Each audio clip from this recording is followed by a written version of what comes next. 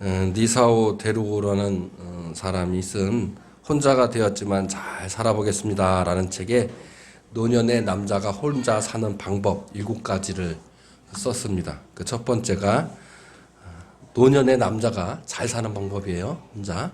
첫 번째가 잃어버린 것을 세지 말고 가진 것에 감사하라. 두 번째가 내가 만난 사람들이 곧 나의 인생임을 기억하라. 세 번째가 죽을 때까지 계속 배우면서 재밌게 살아라. 네 번째가 은퇴 후 시작되는 인생의 황금기를 누려라. 다섯 번째가 멋지게 나이 들고 싶다면 설렘을 포기하지 마라. 여섯 번째가 언제 닥칠지 모르는 긴급 상황에 대비하라. 일곱 번째가 남은 인생은 덤이다 라고 여기고 마음껏 즐겨라. 이렇게 썼습니다. 요약하면 그거죠. 감사하라는 거예요. 만남을 기억하라는 거예요. 끊임없이 배우라는 거예요. 그리고 즐기라는 거예요. 그리고 설레임을 가지라는 거고, 그리고 대비하라. 이렇게 좀 요약할 수 있을 것 같아요.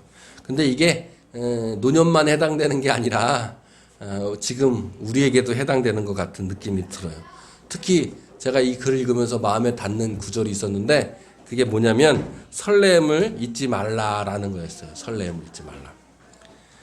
특히 우리의 첫사랑의 설레임, 또 어떤 사람의 첫 만남의 설레임 있죠. 그리고 우리 유나를 만나기 위해서 우리 와이프와 같이 차를 타고 가는 그 설레임. 그리고 또 우리 예수님을 만났을 때 그 첫 만남의 설레임. 사실 나이가 들면 이 설레임이 없어져요. 그죠? 사람을 만나도 뭐 그냥 그렇고, 예수님을 만나도 그냥 그렇고. 그런데 특히 우리가 설레이는 만남은 부모가 자녀를 만나는 설레임이 제일 큰 것 같아요.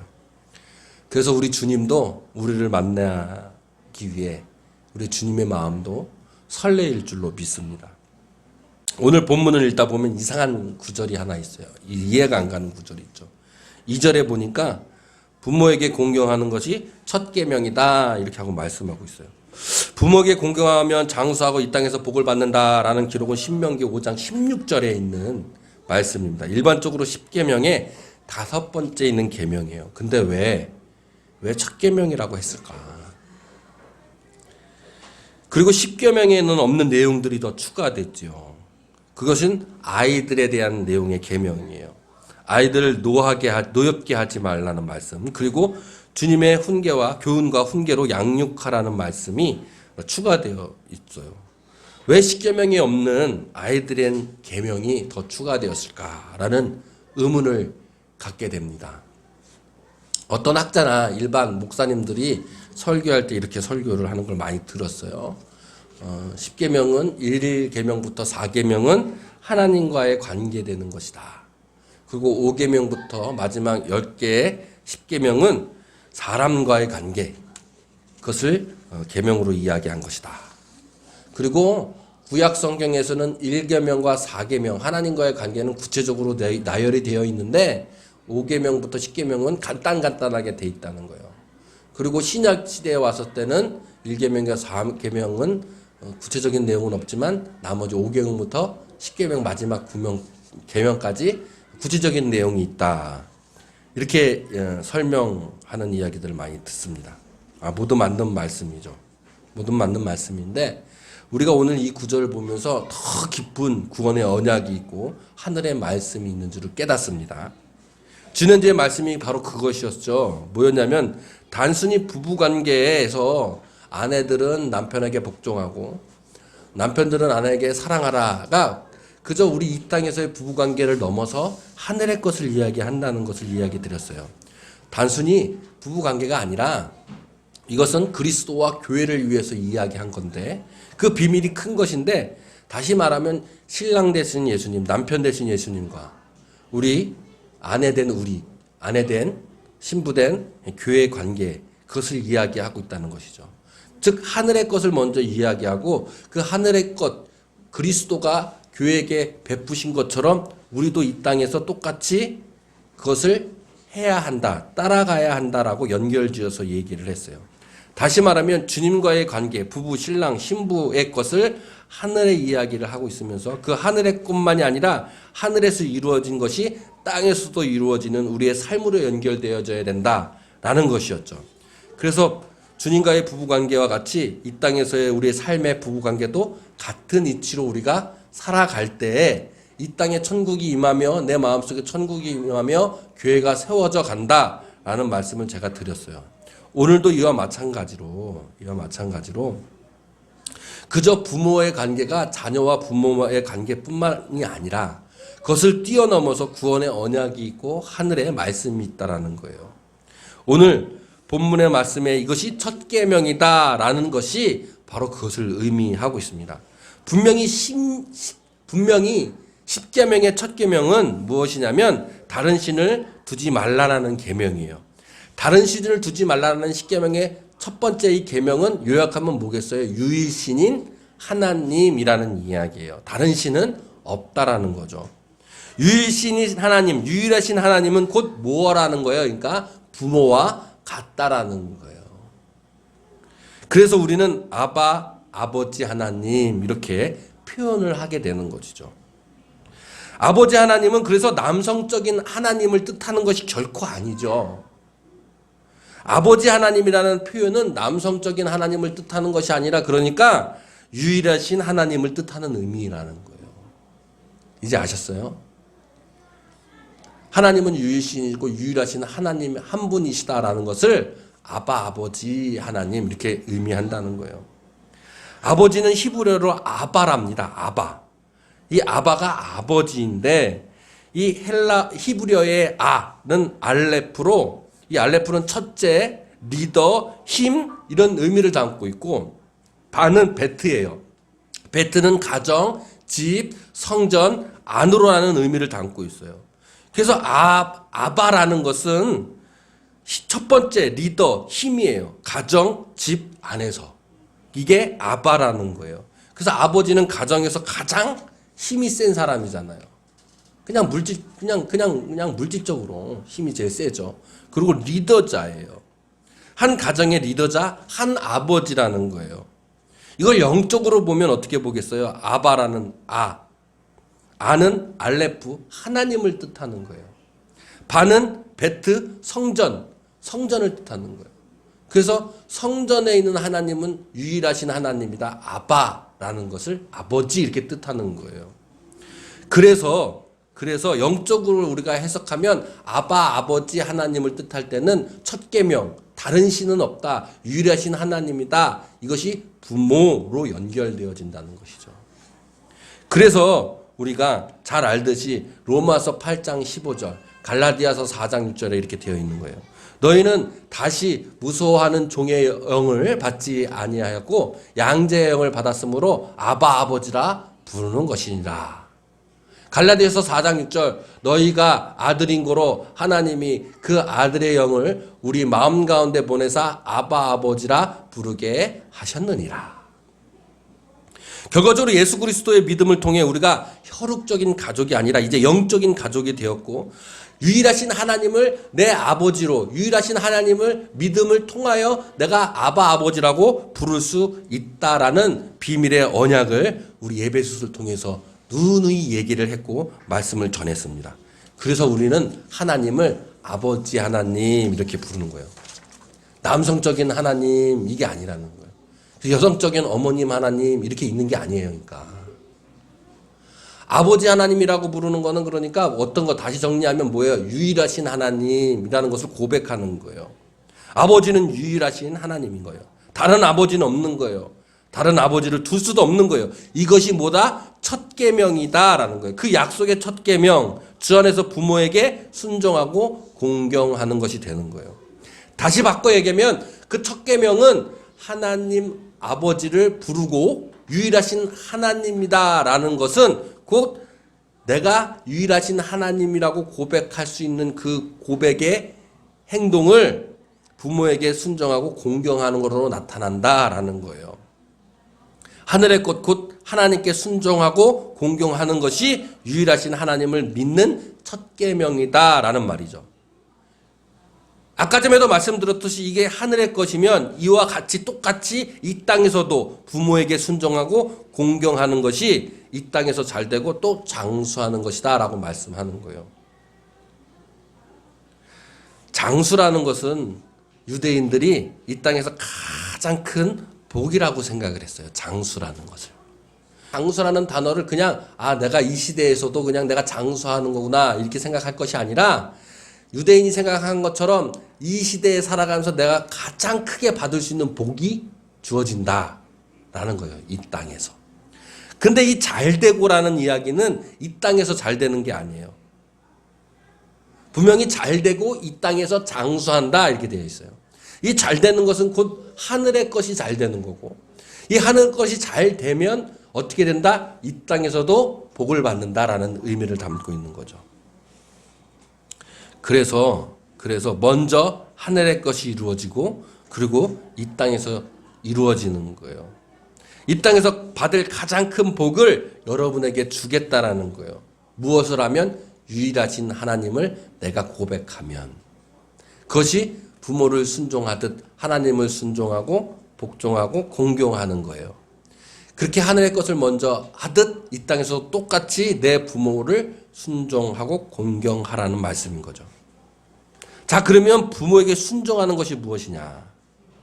여기서 순종이라는 단어는 처음 아내가 남편에게 복종하라는 이 복종과는 전혀 다른 의미를 담고 있어요.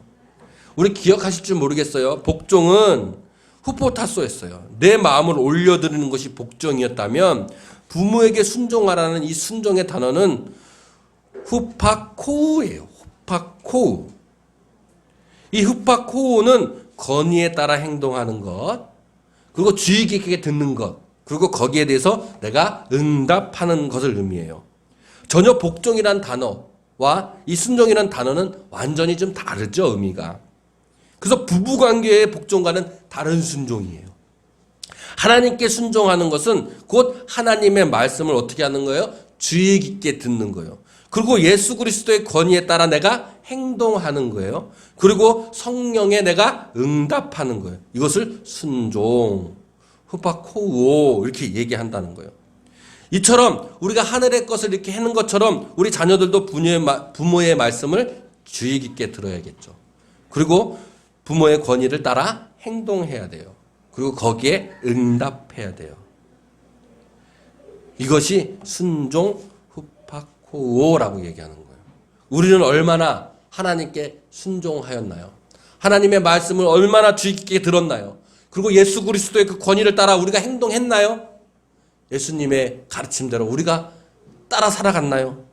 그리고 성령에 내가 응답하고 있나요? 성령은 나한테 항상 응답하길 원하면서 늘 내 마음속에서 성령의 끌어오름이 있는데 저는 응답하지 않고 있어요. 우리가 응답하지 않고 있다는 거예요. 그러면 공경은 무엇이냐?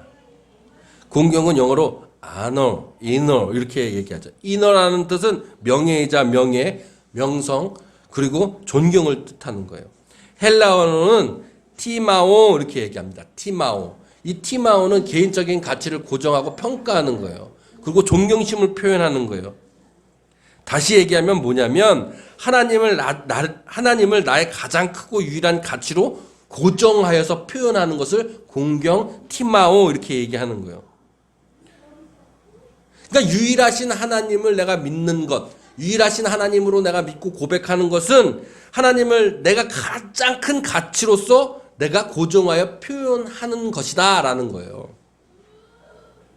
이와 마찬가지로 이 땅에서 내 부모를 공경하는 것은 하나님에게 공경하는 것처럼 이 땅에서 내 부모를 나의 가장 큰 가치로 여기면서 내가 부모에게 표현하는 것을 이야기한다는 것이죠. 자, 정리해 드리겠습니다. 정리해서 말씀하면 이거예요. 유일하신 하나님을 고백하는 것은 바로 하나님께 순종하는 것이죠. 그리고 공경하는 거예요. 존경심을 표현하는 거예요. 하나님의 말씀을 듣고 예수 그리스도의 삶을 따라가며 성령에 응답하는 거예요.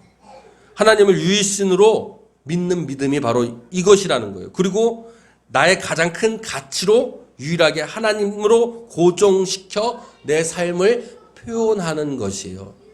그것을 유일하신 하나님을 믿는 믿음이다라는 거예요. 이것이 부모에게 순종하고 공경하라는 의미를 담고 있는 거예요. 이것이 나 위에 다른 신을 두지 말라는 제 첫 계명이라는 거예요.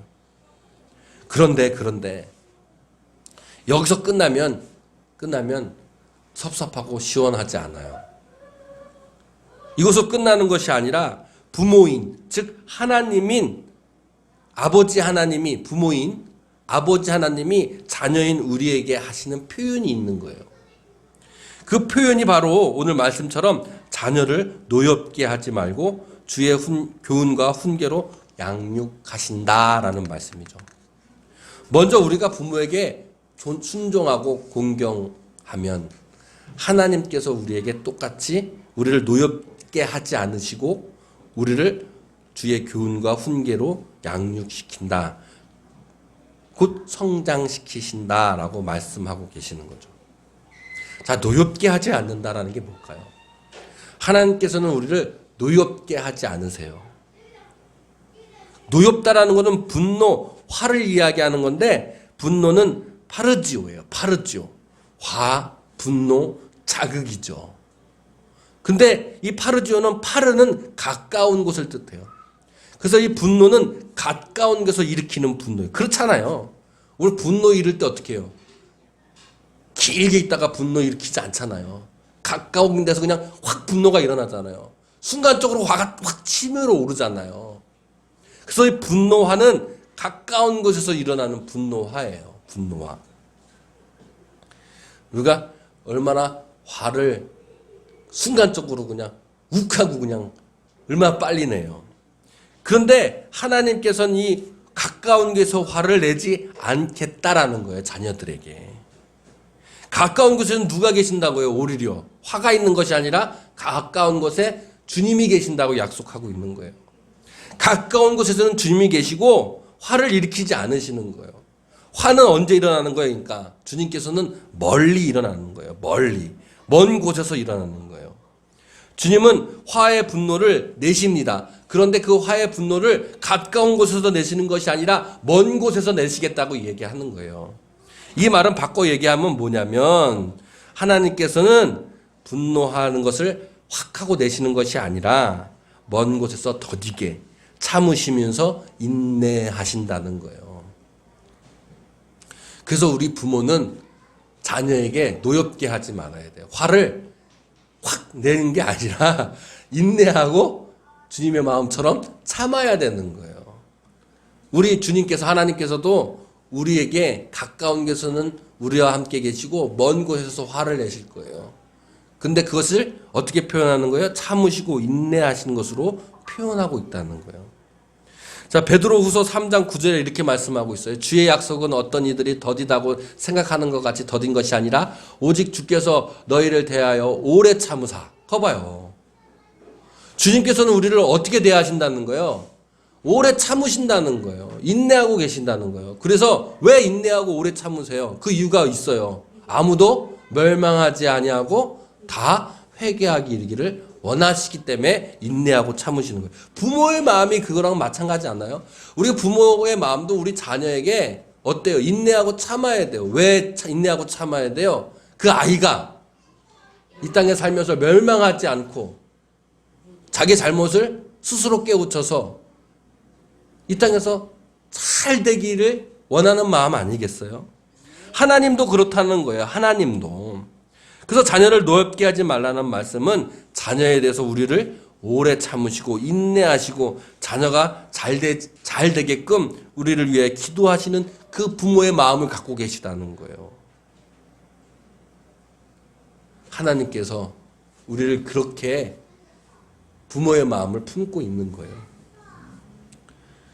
자, 자녀가 잘 되기 위해서 이 오래 참고 인내하는 것, 그러기 위해서는 자녀에게 주님의 말씀으로 훈계하고 교훈하고 훈계해야 된다고 오늘 성경의 말씀에 기록되어 있는 거죠.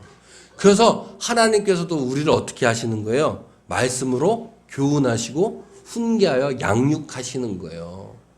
오래 참으시고 인내하고 계시기 때문에. 여기서 교훈이라는 말과 훈계의 말은 우리가 주의 깊게 봐야 돼요. 주의 깊게. 그냥 지나가쳐야 할 말들이 아니에요. 왜냐하면 주님이 우리에게 하시는 거잖아요. 지금. 주님이 하나님께서 우리에게 하시는 거예요. 우리를 오래 참고 계시기 때문에, 인내하고 계시기 때문에 우리에게 주의 교훈과 훈계로 양육하고 계시는 거예요. 지금 이 순간에도. 그래서 우리는 이 단어를 주의 깊게 봐야 돼요. 왜? 우리의 영혼을 위한 일이기 때문에 그래요. 자, 새번역과 공동번역과 영어 번역본에서는 어떻게 번역했냐면 주의 훈계와 훈련으로 기르다라고 말씀하고 계세요. 우리가 지금 보고 있는 개역개정과 좀 다르죠. 근데 원어에서도 주의 교훈과 훈계가 아니라 주의 훈계와 훈련으로 되어 있어요. 그래서 교훈이라는 것은 단순하게 행동의 가르침, 좋은 말을 하는 게 아니라 주의 훈계라는 거예요. 주의 훈계. 그리고 주의 훈련으로 우리를 기르신다라는 것이 정확한 의미예요. 그러면 이 훈계, 교훈이라고 번역한 이 훈계는 헬라어로 누시지아라는 건데, 이 누시지아는 하나님의 생각을 받는 경고, 하나님의 해결책에 도달하는 것을 훈계, 교훈, 조언, 견고라고 이야기해요. 누시지아는 훈계, 경고, 조언의 의미를 담고 있는 거예요. 훈계, 조언, 이 경고는 하나님의 생각을 받는 경고고 하나님의 해결책을 우리가 도달하는 거예요. 내 생각으로 해결하는 것이 아니라 하나님의 생각으로, 하나님의 지혜로 우리가 이 세상을 살면서 해결하는 거예요. 그리고 하나님의 방법으로 우리가 살아가는 거예요. 이것을 로마서 12장 2절부터 3절에서 바울은 이렇게 얘기하는 겁니다. 로마서 12장 2절에서 3절, 너희는 이 세대를 본받지 말고 오직 마음을 새롭게 함으로 변화를 받아 하나님의 선하시고 기뻐하시는 온전한 뜻이 무엇인지를 분별하도록 하라. 이것이 주님의 훈계라는 거예요. 주님의 방법이라는 거예요. 주님의 생각을 우리가 받아라는 거예요. 그래서 내게 주신 은혜로 말미암아 너희 각 사람으로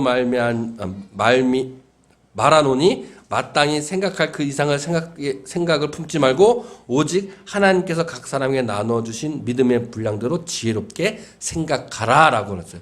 인간의 내 생각을 품지 말고 뭐예요? 하나님의 생각을 품고 하나님의 지혜를 지금 품어라라는 얘기예요. 이것이 주의 훈계라는 거예요. 주님의 생각과 지혜를 내가 품는 거예요.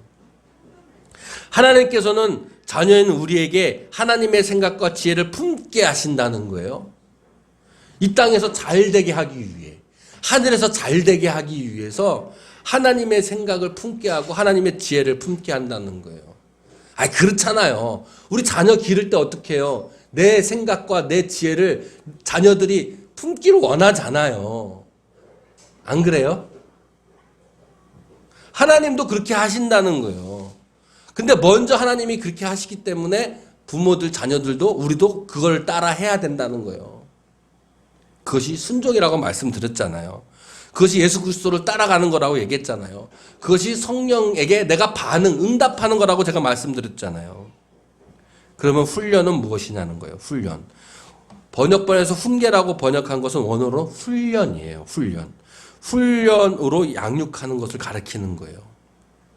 본문에서 주의 교훈과 훈계로 양육하라 라고 번역했지만 아까 전에 말씀드렸듯이 새번역과 공동번역 헬라어 원어에는 주의 훈계와 훈련으로 기르라라고 되어 있다고 말씀드렸잖아요.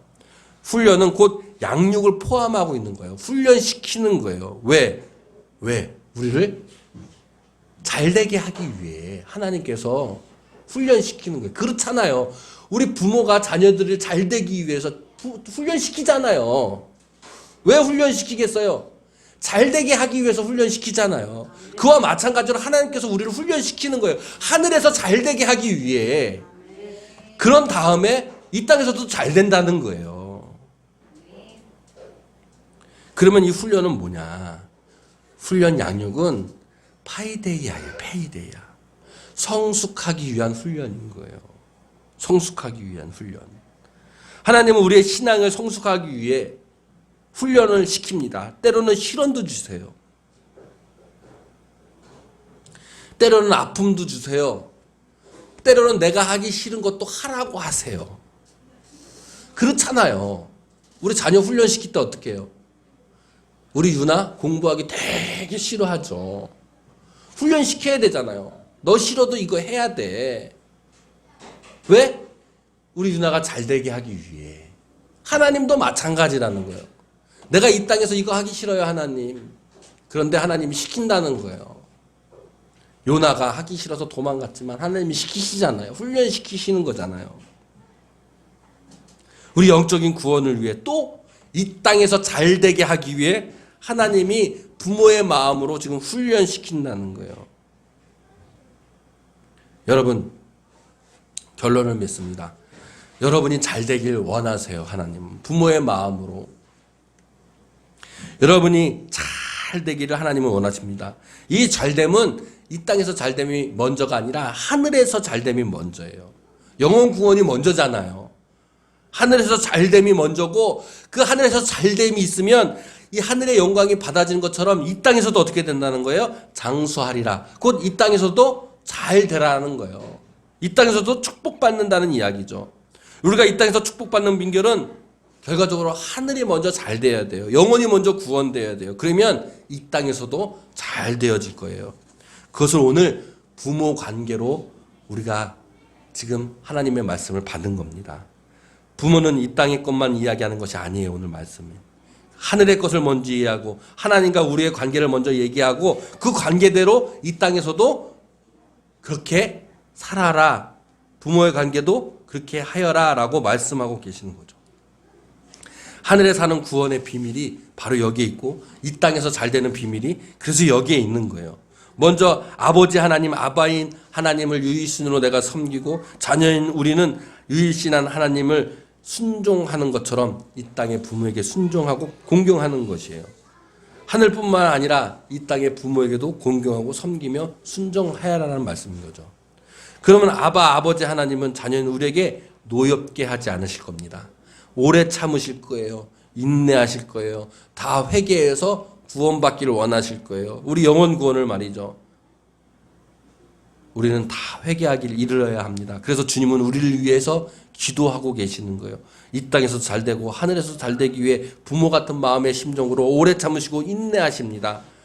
여러분들도 자녀를 위해 기도하시길 바랍니다. 하나님은 그래서 우리를 훈련시키고 훈계하시는 거예요. 하나님의 생각을 품고 하나님의 지혜를 품고 그 훈계를 하늘에서 잘되는 것 같이 이 땅에서도 잘되게 하시기를 원하십니다. 그리고 우리의 신앙 성숙을 위해 이 땅에서 잘되기 위해 훈련시킴을 잊지 마시길 바라요. 훈련을 통해서 우리가 더욱더 하나님을 알게 됩니다. 훈련을 통해서 우리는 이 땅에서 잘되고 부모의 마음을 알게 되는 거예요.